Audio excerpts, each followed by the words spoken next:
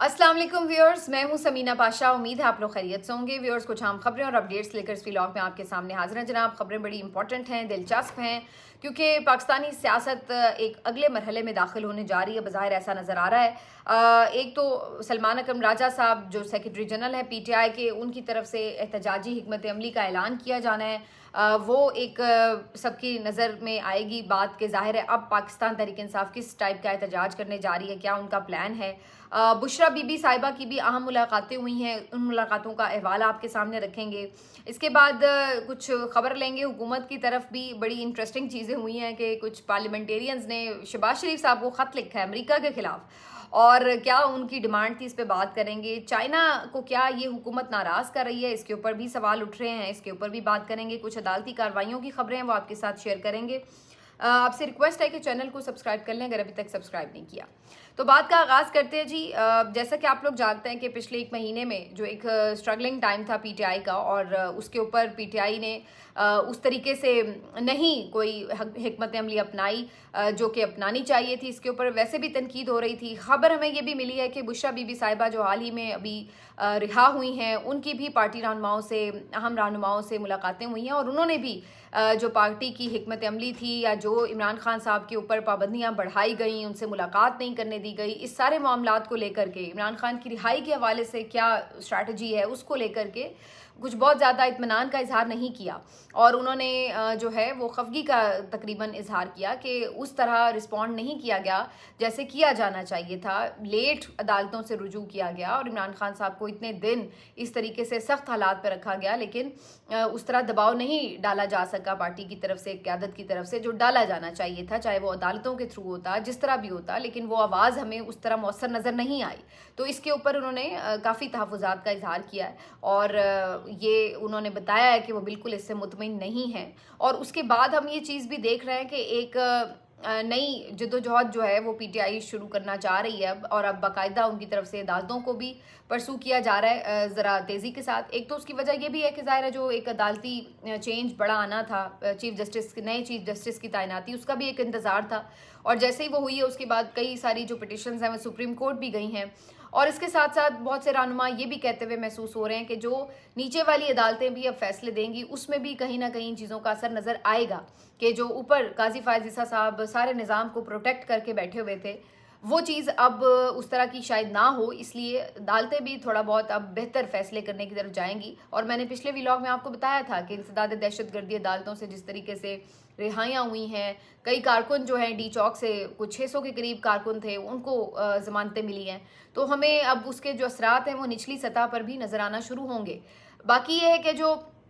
PTI ने अपनी हिकमत अमली बनानी है, उस सिलसिले में सलमान अकरम राजा साहब पहले से भी इंदिया दे चुके हैं कि अब की बार जो एहतजाज होगा वो मौसर होगा और बाकायदा वेल प्लान्ड होगा और नतीजा खेज़ होगा। और इस सिलसिले में पहले उन्होंने जो नेशनल असम्बली के मेंबर्स थे, पार्लियामेंटेरियंस थे, उनसे भी मुलाकातें की, मुशावरत भी की, तजावीज़ भी ली और उनको हिदायत भी दी। इसी तरीके से पंजाब असम्बली के भी आज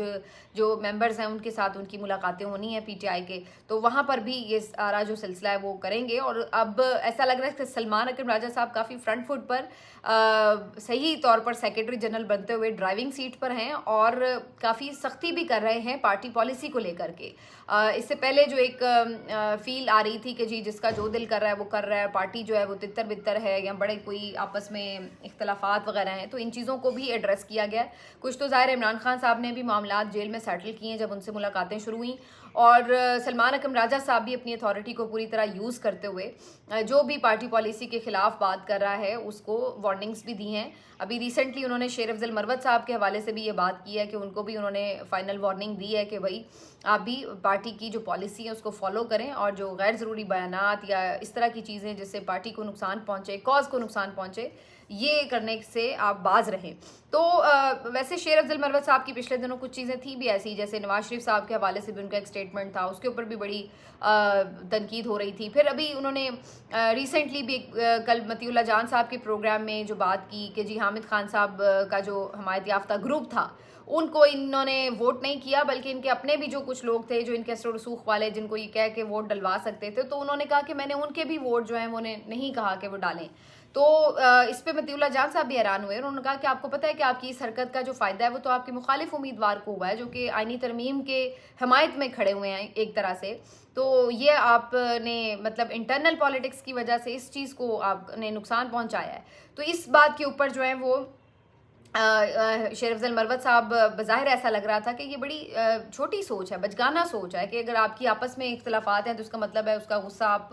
इस हद तक निकालेंगे कि जी बार के इंतखाबात हैं तो वहाँ पर भी हम हामिद खान के लोगों को सपोर्ट नहीं करेंगे। ये बात सबको पता है कि हामिद खान शेर अफजल मरवत साहब के हवाले से भी काफ़ी तनकीद कर चुके हैं और शेर अफजल मरवत भी उसका जवाब दे चुके हुए हैं। तो ये तो एक है बात, लेकिन जहाँ पर ओवरऑल पार्टी पॉलिसी की बात आती है या मुल्क की आइन की बात आ रही है तो वहाँ तो आप इन चीज़ों से ऊपर उठ के सोचते हैं और फैसले करते हैं। वैसे तो बहुत से लोग ये भी कह रहे हैं कि उनके पास इतने वोट ही नहीं हैं कि वो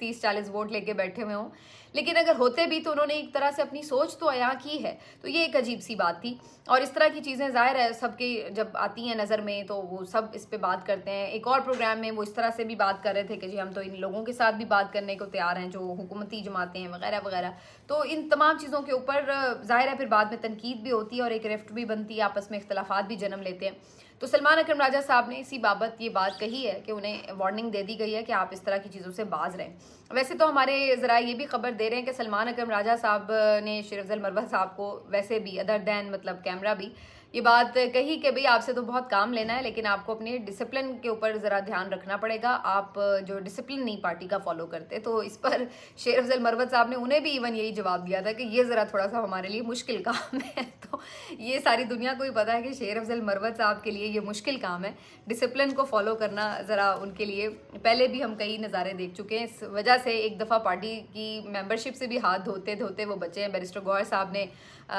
एक जिसको कहते हैं बड़ी ज़ोरदार एफर्ट करके उन्हें बचाया था, लेकिन बाज़ वो अभी भी नहीं आ रहे। तो बहरहाल डिसिप्लिन और शेर अफजल मरवत साहब दो मुख्तलिफ चीज़ें हैं, लेकिन ये अपनी एक अलग बात है कि शेर अफजल मरवत साहब की एक फ़ैन फॉलोइंग भी है और अब जो ये एहतजाज होने जा रहा है इसमें बाकायदा एक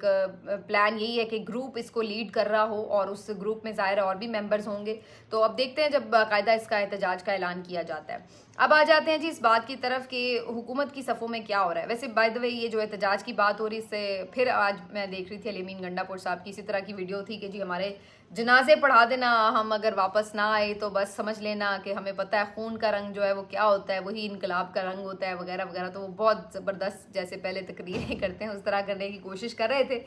लेकिन मेरी अपनी ज़ाती राय ये है कि शायद इस दफ़ा अली अमीन गंडापुर उस तरीके से एहतजाज को लीड नहीं कर रहे होंगे और शायद करना भी नहीं चाहिए। बाकी अब देखते हैं कि उनका फाइनल जो प्लान आता है उसमें उनकी क्या हैसियत या क्या किरदार होता है इस सारे एहतजाज में। लेकिन अली अमीन गंडापुर साहब के हवाले से ये खबर बड़ी दिलचस्प थी जो अदालत से आई कि उन्होंने अदालत से रुजू कर रखा था कि इमरान खान साहब से मुलाकात नहीं कराई जा रही। तो उसके ऊपर superintendent Adiala jail, deputy superintendent Adiala jail ने बताया कि अली अमीन से तो मुलाकात के हवाले से कोई रुकावट हमने नहीं डाली। और ये वैसे देखा जाए तो आप सोचें कि कब ऐसा हुआ है कि अली अमीन गए हों और उनसे मुलाकात ना कराई, वो तो गए ही नहीं है 3 अक्टूबर के बाद से। तो ये एक दिलचस्प सवाल अपनी जगह मौजूद है कि आखिर क्या वजह है अली अमीन गंडापुर इमरान खान साहब से मुलाकात करने क्यों नहीं जा रहे। तो ये काफ़ी दिलचस्प है और इमरान खान साहब अब देखते हैं कि उनसे मुलाकात करते हैं तो उन्हें क्या ड्यूटी असाइन करते हैं। लेकिन बहरहाल अब जो एक रुकावट बज़ाहिर बताई जा रही थी कि जो उनसे मिलने दिया नहीं जा रहा, वो तो अब रुकावट नज़र नहीं आ रही क्योंकि अब अदालत के भी अहकामात यही हैं कि जी उन्हें मिलवाएं।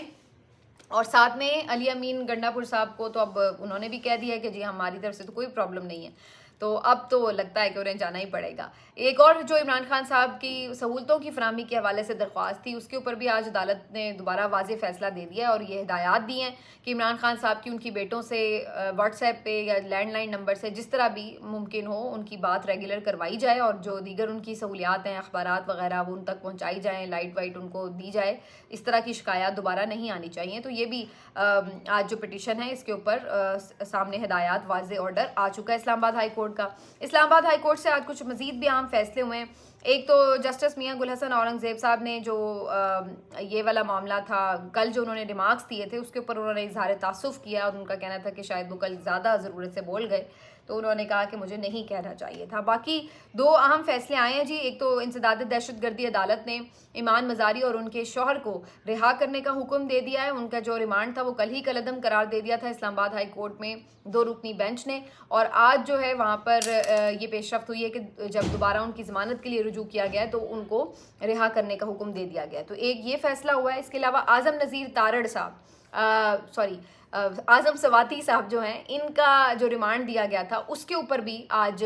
वाज़े फैसला आ चुका है, और उनका भी जो रिमांड है वो कलअदम करार दिया जा चुका है इस्लामाबाद हाई कोर्ट से। तो अब वो भी जो है आगे ज़ाहिर परसू कर सकते हैं इसके लिए, ज़मानत के लिए। आज़म सवाती साहब वो डी चौक के एहतजाज वाले दिन से ही उन्हें गिरफ्तार कर लिया गया था, और उसके बाद कई सारे मुकदमात में रात गए उनका रिमांड दिया गया था, और ये सारा मामला जो था वो चैलेंज हुआ था इस्लामाबाद हाई कोर्ट में, और वहाँ पर जो है आज इस मामले के ऊपर उनका रिमांड भी कलअदम करार दे दिया गया। तो कुछ ये खबरें हैं जो कि ये बताती हैं बेसिकली कि कहीं ना कहीं अदलिया में कुछ ना कुछ तब्दीली नज़र ज़रूर आ रही है, कम अज़ कम काजी फायज़ ईसा साहब के जाने के बाद, और वो जो तब्दीली है वो नीचे तक नज़र आ रही है। आगे बढ़ते हुए आपको बताएं कि जी इस हुकूमत ने जहां हम बात कर रहे थे कि ये इल्ज़ामात लगाते थे इमरान खान साहब के ऊपर, पीटीआई की हुकूमत के ऊपर, कि इन्होंने चाइना को नाराज़ कर दिया, सी पैक ख़राब कर दिया, ये वो सारी चीज़ें, तो इसके ऊपर हैरत अंगेज़ तौर पर ये एक खबर जो है वो सामने आई है कि जो चाइना के आपको पता है वर्कर्स यहाँ पे इंजीनियर्स काम कर रहे थे, कई दफ़ा उनके ऊपर हमले हो चुके हैं, कुछ लोग जान से भी गए। तो इन सारी चीज़ों के ऊपर चाइना को ज़ाहिर है तशवीश तो रही है, और बिल्कुल जायज़ तशवीश है। इस हवाले से कल इसहाक डार साहब ने एक तकरीब में ये स्टेटमेंट दिया कि जी चाइना के सदर ने उनके सामने ये बात कही कि हमारे वर्कर्स या हमारे इंजीनियर्स, हमारे लोगों पर कहीं पे हमला होता है तो फिर हम वहाँ पे सरमायाकारी नहीं करते, लेकिन पाकिस्तान को इससे इस्तिस्ना है। यानी उनका ये कहना था एक तरह से कि जी यहाँ पर हुए भी हैं वाक़यात, तो इसके बावजूद भी चाइना उसी तरह अपने मामलात को आगे बढ़ा रहा है पाकिस्तान के साथ। तो इसके ऊपर जो चाइना के सफ़ीर वहाँ पर मौजूद थे, उनकी तरफ से ये रिक्वेस्ट की गई कि वो इस बात को रिस्पॉन्ड करना चाहते हैं, और स्पेशली उन्होंने जाके फिर इसके ऊपर रिस्पॉन्ड किया और बताया कि ऐसा नहीं है। उन्हें अपने जो लोग हैं यहाँ पर काम करने वाले, उनके हवाले से शदीद तहफ़्फ़ुज़ात हैं सिक्योरिटी के, जो कि वो कंसर्न्स हैं और वो उसको पूरी तरह एड्रेस भी करते हैं और उठाते भी रहते हैं। तो ये ऐसी बात नहीं है कि हम बिल्कुल इसके ऊपर हमें कोई इशू नहीं है। तो ये उन्होंने बाकायदा एक तरह से यूँ कह लीजिए कि इसहाक डार साहब की बात का रिबटल ही सामने उनके बैठ के कर दिया। आज ये खबर आ रही थी कि दफ्तर ख़ारजा की तरफ से एहतजाज किया गया है चाइना के सफ़ीर के इस सारे बयान के ऊपर भी, और इस जो उन्होंने रिस्पांस दिया है उसके ऊपर, और उन्हें कोई एहतजाजी मरासला भी दिया गया। ये खबर मीडिया में चल रही थी, लेकिन उसके बाद तर्जुमान दफ्तर ख़ारजा की तरफ से इसकी तरदीद की गई और कहा गया कि जी ऐसा कुछ नहीं हुआ। चाइना के जो सफ़ीर हैं वो वैसे भी रूटीन में भी विज़िट करते हैं दफ्तर ख़ारजा का, तो उसी सिलसिले में वो आए हुए थे। ऐसा नहीं है कि हमने कोई उनको एहतजाज किया या इस पर वो कोई नाराज़ हैं, कोई इतनी बड़ी बात नहीं है। तो उन्होंने कुछ दबाने की कोशिश ज़रूर की है। ये तो अब एग्जैक्टली हम नहीं कह सकते कि किस टाइप का एहतजाज किया गया है, नहीं, लेकिन बहरहाल ये बात देखने की है कि चाइना के हवाले से मैंने आपको कुछ महीनों पहले भी ये बात कही थी कि चाइना आमतौर पर दूसरे ममालिक के जो इंटरनल मामलात हैं या पॉलिटिक्स है उसके ऊपर कोई राय नहीं देता। लेकिन वाहिद अब हमने ये देखा कि जब ये पिछले कुछ अरसे पहले किसी तरह की तकरीब थी, तो वहाँ पर जो चाइना के सफ़ीर थे और जो उनके वहाँ के आए भी हुए थे एक वफ्द उनका, उनकी तरफ से भी पाकिस्तान को बारहा ये कहा गया कि आप अपना हाउस इन ऑर्डर करें, जो आपके इंटरनल मामलात हैं, जो आपकी एक स्टेबिलिटी होनी चाहिए, अपने मुल्क में स्टेबिलिटी लेके आएँ। तो वो ये बातें आमतौर पर नहीं कहा करते, लेकिन वो भी कहने पर मजबूर हो गए। तो ये अब सोचने की बात है कि आहिस्ता आहिस्ता जो है आप जो इल्ज़ामात लगाते हैं, हालांकि जो पीटीआई की गवर्नमेंट में इल्ज़ामात लगते थे उसकी तो उन्होंने तरदीद भी की थी चाइना के सफ़ीर ने कि ऐसा कुछ नहीं है कि इमरान खान ने कोई सी पैक स्लो कर दिया था या उस तरह। कुछ चीज़ें कोविड की वजह से ज़रूर मुतासिर हुई हो सकती हैं, लेकिन ओवरऑल एक रफ्तार जो थी उसकी ऑलमोस्ट सही थी जिस पे काम हो रहा था सी पैक के प्रोजेक्ट्स के ऊपर। लेकिन बहरहाल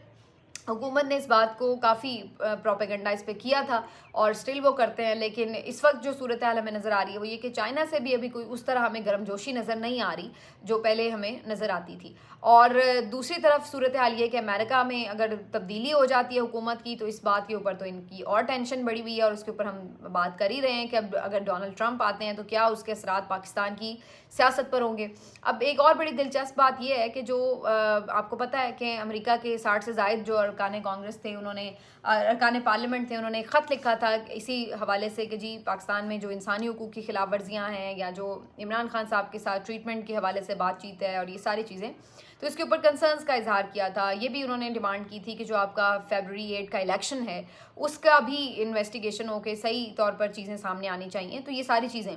तो इसके ऊपर जो आज बड़ा ज़ोरदार जवाब आया है कि मतलब मैं तो सोच रही हूँ कि अमेरिका वाले तो परेशान हो गए होंगे, लरज़ रहे होंगे कि ओहो अब हम कैसे आगे बढ़ेंगे। अब पाकिस्तान ने इतना ज़ोरदार रिस्पांस दे दिया इसके ऊपर, तो उनकी तो कांपे टांग गई होंगी। मैं तो ये सोचने पे मजबूर हूँ कि रिस्पांस क्या आया है कि जी हमारे अपने ही अरकान पार्लियामेंट, जिनकी तादाद कोई 160 के करीब बताई जा रही है, उन्होंने शहबाज शरीफ साहब को ख़त लिख दिया है और कहा है कि जी ये तो हमारे इंटरनल मामलात में पूरी मुदाखलत हो रही है और ये हम बिल्कुल बर्दाश्त नहीं करेंगे। और इसके ऊपर जी बड़े तबर्रे भी उड़ाए जा रहे हैं कि जी क्या हम ग़ुलाम हैं कि हम जी ये जो मुदाखलत है उसको बर्दाश्त कर लें। तो उन्होंने बड़ा एहतजाज किया इसके ऊपर वज़ीर आज़म शहबाज शरीफ साहब से ख़त लिख कर। तो ये अपने आप में एक तो लतीफ़ा है कि भाई अगर आपने एहतजाज करना था तो फिर आप उधर ज़रा जिगरा बनाएं ना अपना, कि उधर ख़त लिख कर बताएं, उन्हें भेजें ना ख़त ज़रा अमरीकी सदर को। या फिर आप ये करें कि यहाँ पर जो आपके अमरीकी सफ़ीर हैं उनको ज़रा तलब करते और उनकी ज़रा ठीक ठाक क्लास लेते और उनको ये थमाते अपना ख़त वगैरह। तो कोई इस तरह की बात करते या कोई पब्लिकली आके कोई इस तरह का वज़ीर आज़म साहब स्टेटमेंट दे के दिखाते कि जी अमेरिका की ऐसी की तैसी हमारे मुदाखलत करते हैं अंदरूनी मामलात में, तो कोई बात भी होती कि भाई बड़ा ज़ोरदार जवाब दिया है। मतलब ये अजीब बात है कि आपस में ही एक दूसरे को ख़त लिख के और कह रहे हैं कि जी हमने बड़ा ज़बरदस्त जवाब दे दिया है। भाई पहले तो आपकी अपनी हैसियत क्या है कि आप में से जो 160 हैं उनमें से तो वैसे ही 100 से ज़्यादा वो होंगे जिनकी आप ये कह लें जिनकी जीत भी असली नहीं है। कम से कम उनके जो पार्लियामेंटेरियंस हैं वो जेन्युइनली जीते हुए तो होंगे। आपका वो हाल है कि आप लोग तो जेन्युइनली जीते हुए भी नहीं हैं। तो जाली फॉर्म 47 पे बैठ के इस तरह की जाली किस्म की बढ़के मारना, ये इन्हीं लोगों का खासा हो सकता है जो ये कर रहे हैं। लेकिन बहरहाल असल हकीकत ये है कि इन लोगों को टेंशन तो है कि जो अमेरिकन इलेक्शंस हैं उसका क्या रिजल्ट होने जा रहा है और उसकी वजह से अब उसके असरात अगर पाकिस्तान पे नज़र आते हैं तो फिर क्या होगा। और इसी वजह से कुछ भाग दौड़ भी शुरू हो चुकी है और जो इनके बाहर लॉबियस्ट हैं वो भी बड़ी तेज़ी से इस पर काम कर रहे हैं। अब तो खुद रहनुमा भी चले गए हैं वहाँ पर मुलाकातें वगैरह करने, तो ये चीज़ें भी हम देख रहे हैं। इसी वाले से इंटरेस्टिंग बात है कि हमारे मुख्तलिफ रिपोर्टर्स और सहाफ़ी हजरात भी, एंकर हजरात भी वहाँ गए हैं अमेरिकन इलेक्शंस को कवर करने। तो हमारे एक बड़े अच्छे दोस्त सहाफ़ी हैं ज़ुबैर अली ख़ान साहब, वो भी वहाँ पहुँचे हैं न्यूयॉर्क, और उन्होंने कल पहुँच के एक ट्वीट लिखा कि जी वो एयरपोर्ट पे जब पहुँचे तो इमिग्रेशन हुकाम में जब किसी ने उनके कागजात और सवालात वगैरह जानते हुए देखा कि अच्छा ये पाकिस्तानी सहाफ़ी हैं, तो फ़ौरी तौर पर उन्होंने इमरान खान का पूछा। तो ज़ुबैर अली ख़ान ने ये सारा जो वाक़या है उसको रिपोर्ट भी किया ट्वीट करके और कहा कि जी इमरान खान जो है आपको बाहर पहचान है एक पाकिस्तान की, और जब किसी को पता चलता है कि आप पाकिस्तान से हैं तो हर कोई उनके बारे में सवाल करता है और अगला सवाल आमतौर पर यही होता है कि भाई वो कब रिहा होंगे। और इसी किस्म का ट्वीट कुछ रोज़ कबल आदिल निज़ामी साहब ने भी किया। ये भी हमारे बड़े अच्छे सीनियर सहाफ़ी हैं, हम न्यूज़ से वाबस्ता हैं, तो उन्होंने भी कुछ इसी किस्म का वाक़या बताया था। अब इन दो सहाफ़ियों ने ये ट्वीट क्या किए, ऐसे लगा कि PMLN के जो लॉबियस्ट हैं और जो ख़ास तौर पर यहाँ पे इनके चेले चमचे हैं उनको तो कोई पता नहीं आग ही लग गई कि जी ये इस तरह की बात क्यों कर दी इन सहाफ़ियों ने, और ये जनाब उन सहाफ़ियों के पीछे पड़ गए और उनको खूब तनकीद का निशाना बनाया, ट्रोलिंग शुरू कर दी और इस तरह की बातें शुरू कर दी कि जी ये तो यूथिया सहाफ़ी हैं जी, इसलिए ये इस किस्म की बातें करते हैं और ऐसा कुछ है नहीं। तो अब बात ये कि अगर आप ये समझें कि आप सूरज के आगे कोई चिराग कर देंगे और आप ये कहें कि जी सूरज छुपा लिया आपने, तो ऐसा तो नहीं है। हकीकत तो अपनी जगह हकीकत होती है। ये बात आप ना तस्लीम करें वो आपकी मर्ज़ी है, लेकिन सारी दुनिया में इमरान खान साहब बहरहाल एक जानी मानी शख्सियत हैं, पाकिस्तान की पहचान है, और बहुत जो दुनिया के मुख्तलिफ ममालिक में पाकिस्तानी बसते हैं वो लाखों की तादाद में, और वहाँ पर सबकी सब जो सपोर्ट है 95% वो इमरान खान साहब के हक़ में है। तो आप इन चीज़ों को, इन हक़ाइक़ को अगर नहीं मानना चाहते तो आपकी चॉइस है, लेकिन आपके नाम मानने से ये बदल तो नहीं जाते, ये अपनी जगह मौजूद है। और ये वहाँ पर बैरून मुल्क की बात करें, मैं तो आपको अगर अपनी रोज़मर्रा की स्टोरीज़ इस तरह ट्वीट करूँ या बताना शुरू करूँ तो आप फिर भी हैरान होंगे कि मतलब मैं बाहर कहीं भी चली जाऊँ, कोई मार्केट चली जाऊँ, बच्चों के स्कूल चली जाती हूँ, या मैं कोई हस्पताल में किसी की अयादत के लिए चले जाऊँ, तो कोई भी जो पहचान लेता है कि ये सहाफ़ी हैं, समीना पाशा हैं, जो थोड़ी बहुत अल्लाह ताला ने इज़्ज़त दी है, बल्कि अल्लाह ने बहुत इज़्ज़त दी है, शुक्र अल्लाह का। मतलब थोड़ी बहुत जो पहचान लेते हैं लोग आमतौर पर, तो वो उसके ऊपर मैं बात करें तो अगला सवाल उनका ये होता है कि आप ये बताएं इमरान खान कब रिहा होंगे। मतलब उस दिन मैं ग्रोसरी स्टोर पे खड़ी हूँ और मैं इंतज़ार कर रही थी बारिका के नेक्स्ट, तो वहाँ पर भी जो मेरे से पहले साहब मौजूद थे जो अपना बिल करवा रहे थे काउंटर पर, तो वो तक भी उनका भी सवाल अगला मुझे पहचानते ही ये था कि खान साहब कब बाहर आएंगे। तो ये तो वो एक बात है कि जो एक बिल्कुल फैक्ट ऑफ द मैटर है और आप इसको बिल्कुल इग्नोर नहीं कर सकते। लेकिन आप यहाँ पर हुक्मरानों का मिजाज देखें कि ये सोचते हैं कि हम ऐसे उंगली रख के जो है वो सूरज को छुपा सकते हैं, तो वो ऐसा होता नहीं है भाई। ये हकीकत है। अब आप सहाफ़ियों को बुरा भला कहें, अगर ये चीज़ नहीं होगी तो हम बोल रहे होंगे कि भाई इमरान खान को कोई नहीं पूछता, अब तो हम ये भी बता देंगे आपको। लेकिन हमारा अगर हम कोई सच बता रहे हैं आपको, तो आप समझते हैं कि हम सहाफ़ियों पे तनकीद शुरू कर देंगे या उनकी ट्रोलिंग कर लेंगे तो उससे सच बदल जाएगा, तो सच तो उससे नहीं बदलेगा और हम क्यों झूठ बोलेंगे। तो बहरहाल ये सारी इंटरेस्टिंग चीज़ें हैं जो कि देखने में आती हैं, लेकिन ये सारी बातें ये बात इंडिकेट करती हैं कि इन लोगों के पास जब कुछ होता नहीं है कहने के लिए, तो फिर ये अल्टीमेटली जो मीडियम है बताने वाला उसी के पीछे पड़ जाते हैं और ये चीज़ें इनकी चलती रहती हैं। लेकिन बहरहाल जी, ये अभी तक की खबरें। अगले व्लॉग में आपको बताएंगे कि पीटीआई की क्या स्ट्रैटेजी है एहतजाज की और उसमें कितनी ये काबिल अमल भी है और कितनी इफेक्टिव होने जा रही है, इसके ऊपर भी थोड़ी बात करेंगे, तफसील से जायज़ा लेंगे। अपना ख्याल रखिए। अल्लाह हाफ़िज़।